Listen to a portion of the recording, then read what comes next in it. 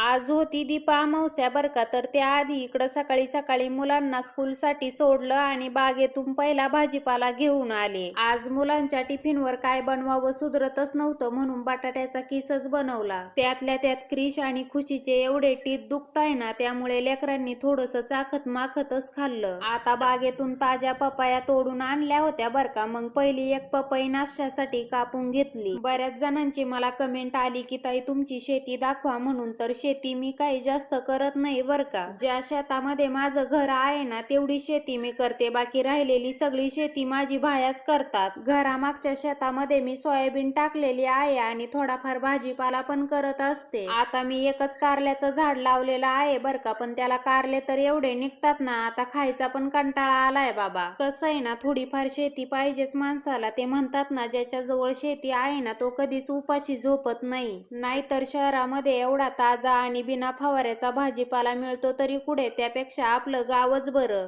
आणलेली कारले पटपट कापून त्यामध्ये खार आणि मीठ टाकून चुलीवर वाफाळायला ठेवून दिलं, कारण गॅस पण संपलेला होता. त्यानंतर पहिली गॅसची टाकी काढून भरायला दिली, कारण पावसाचे दिवस आहेत आणि बाहेर चूल वेळेवर पेटत नाही. मुलांना पण लवकर स्कूलला जायचं असतं. सकाळची कामं तर आवरली होती बर का. मग एक पहिली मोठी झोप काढली आणि उठल्यावर आणलेल्या पेरूवर ताव मारला. इकडं तोपर्यंत मुलांचा पण स्कूल वरतून येण्याचा टायमिंग झालेला होता. मग एक गरम गरम व्हिक्स प्लॅन टाकून चहा बनवला. आता हा चहा पिण्यासाठी तर गरम असतो बर का, पण व्हिक्स प्लॅन टाकल्यामुळे एकदम थंड थंड लागत असतो. त्यानंतर पहिलं मुलांना घेऊन आले. कृष्णी तर आज मस्त पैकी मसाले भात बनवायला सांगितला होता. मग त्याचीच तयारी चालू केली. आता यामध्ये सगळ्यात अवघड काम म्हणजे कांदा कापायचं. खूप रडायला येत असती बाबा यांनी. क्रिसचं पण चालू होतं मला हेल्प करू लागायचं काम. संध्याकाळ होत आलेली होती त्यामुळे पटपट मसाले भात टाकून घेतला. सोबत काही चपात्या आणि कारलं पण बनवलेलं होतं.